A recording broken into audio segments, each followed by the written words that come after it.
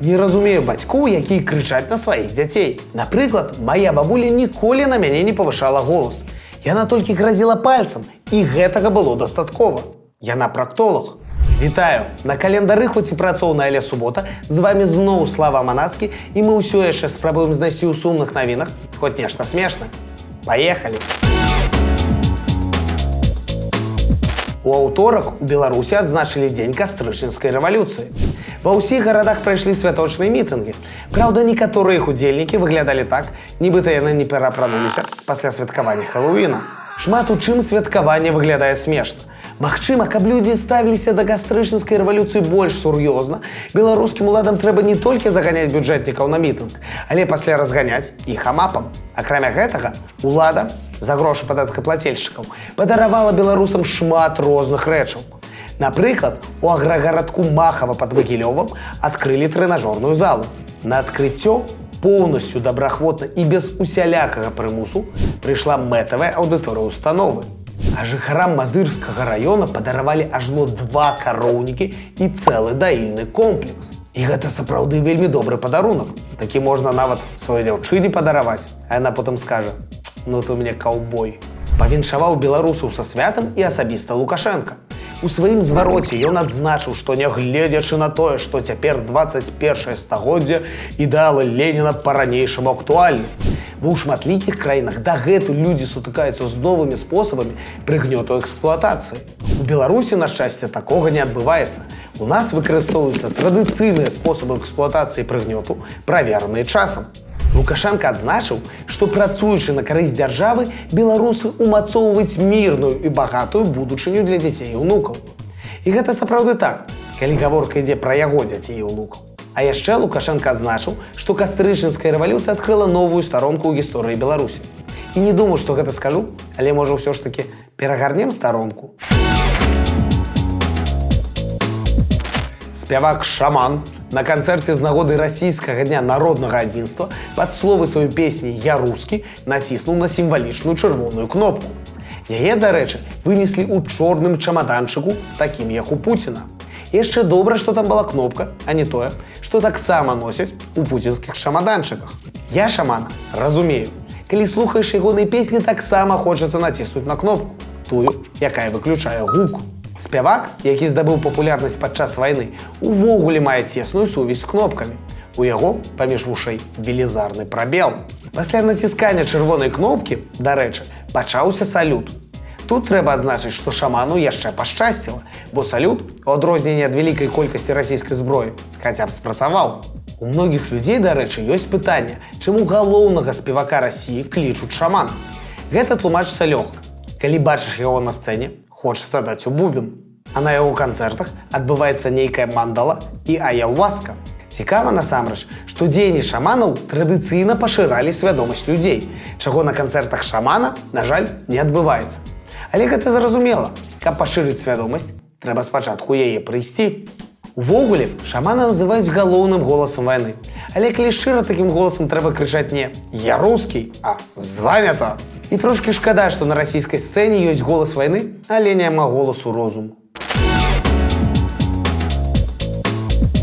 У Серпентарыі сварка. Прапагандыст Канстантын Прыдыбайла наехаў на прарасійскую актывістку Вольгу Бондарову, назваўшы яе дзейнасць ідыятызмам. Чым абразіў не толькі саму Бондарову, але і ідыёту. Бондарова і яе прыхільнікі ў баку не засталіся. Звязаны з Бондаровай канал «За белым трусікам» не знайшоў нічога лепшага, акрамя як назваць Прыдыбайлу під***. Доказы, як у беларускіх сілавікоў. Раз Інстаграм называецца «Костя Прайд», а Прайд гэта гей-парад, то Прыдыбайла гей. Доказана. Але мы ў інтэрнэце, а не ў беларускім суде, таму прапагандыст змог апраўдацца. Маўляў, Прайд гэта да ягонага прозвішча Прыдыбайло. Просто яно вялікае, а больш за 12 літр у нікнейм не ўлазіла. Ну і Прайд нібыта гэта пра Львоў, нешта такое каралеўскае. Але Прыдыбайлу, калі ён лічыць сябе львом, трэба асцерагацца ледарубаў. Пакінем задушкамі адказ на пытанне, што кепскага ў прадстаўніках ЛГБТ. Але па такой логіцы прыхільнікаў Бондаровай можна абвінаваціць і ў сапраўды страшных рэчах. Вось, напрыклад, лукашысты назвалі свой канал «За белым трусікам». Але ўсе ведаюць, каго вы падтрымліваеце. Вы что, лічыце Лукашенко трусикам? Хаця, магчыма, яны думаюць, што ён белы і пухнаты. Трусікаў часта выкарыстоўваюць у фокусах. Але калі Лукашенко фокуснік, то Бондарова шляпа. Але насамрэч і прайд, і трусікі у назве тэлеграм-каналаў прапагандыстам вельмі падыходзяць. Трусікаў, як і львоў, трэба трымаць у клетках. У Добружскім раёне судзяць ажно 9 чыноўнікаў і аграрыяў. Іх вінавацяць у прыпісках з мэтай паказаць высокія паказчыкі вытворчасці і рэалізацыі малака. Аказалася, што не хапае ажно 5000 тонн. Молоко знікла, нават яшчэ за яйкі не паспелі ўзяцца. Ваше личное молоко? Да, не мое, корове. Але як тут каровам даваць малако, калі іх жыццё ператварылася ў суцэльны рэлакс? Іх катаюць на каруселях, уключаюць музыку, пояць кока-колой и мыють. Здоровое питание, спа-процедуры, музыкальная терапия. Такая красивая жизнь у буренки с нитки уже 2-й месяц. Я сам спрабаваў гэтак жа жыць. Малако не пайшло. Адметна яшчэ і тое, што цяпер гэтых людзей судзяць за тое, за што раней узнагароджвалі. А некаторых нават адпраўлялі на лукашэнкаўскі ўсенародны сход. Такая паказуха для тых, хто стварае паказуху. Але наогул жыццё беларускага кіраўніка калгаса – гэта замкнёнае кола, з якога немагчыма выйсці. Вось становішся дырэктарам, пасля пачынаеш займацца прыпіскамі і карупцыйнымі схемамі. Цябе садзяць, пасля выпускаюць і адпраўляюць кіраваць новым калгасам. А ведаеце, што яшчэ можна бясконца рабіць? Пераглядаць нашы папярэднія выпускі. У Москве нядаўна прайшла выстава рытуальных паслуг.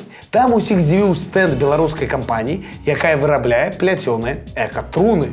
Па словах заснавальніцы бізнесу, такія труны з біяраскладальнага матэрыялу патрэбныя, каб не забруджваць навакольнае асяроддзе. Але навошта гэта трэба? Проста, па-першае, на кожным пахаванні ўжо ёсць біяраскладальны матэрыял. А па-другое, велізарнай колькасцю людзей, каб не забруджваць асяроддзе, дастаткова проста памерці. Беларускія эка-труны, дарэчы, зроблены з лазы. Але што гэта значыць? Ну, мой гроб, світы з песен і слоў.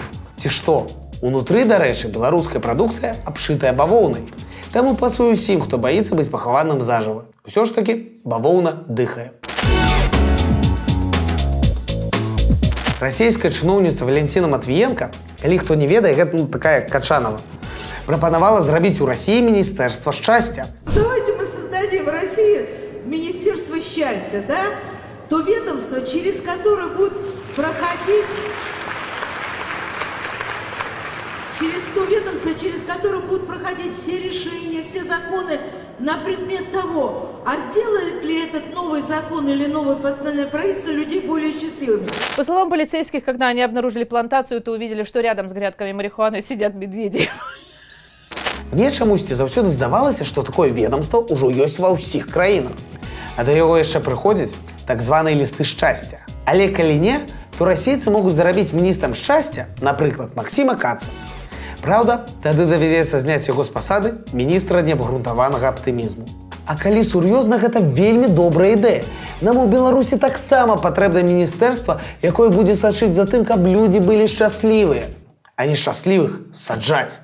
Але падаецца, што ў нас насамрэч ужо даўно існуе сваё міністэрства шчасця. Называецца «Завод Крышталь». Амерыканскае агенцтва НАСА запускае свой тэлеканал, які будзе прысвечаны космосу.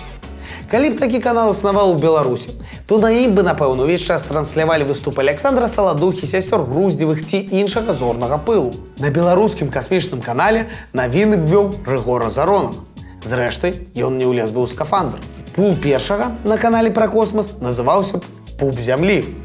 А сама перадача з выступамі Лукашэнкі там выглядала бы цалкам лагічна, бо ягоныя словы і абяцанні, як і космас, на 99% складаюцца з пустаты. На гэтым усё. З вами быў Слава Манацкі. Падпісвайцеся, ставце падабайкі, абурайцеся ў каментарах. І да наступнай суботы. Я русский. Шкада. Слухайте, але калі б я быў селебрыці, якая б была Прыгожая смерць, гэта ж просто... Калі вам штосьці не спадабалася, памятайце, што гэта зрабіла нейрасетка. З вами не быў Слава Мадацкі. До наступнай суботы.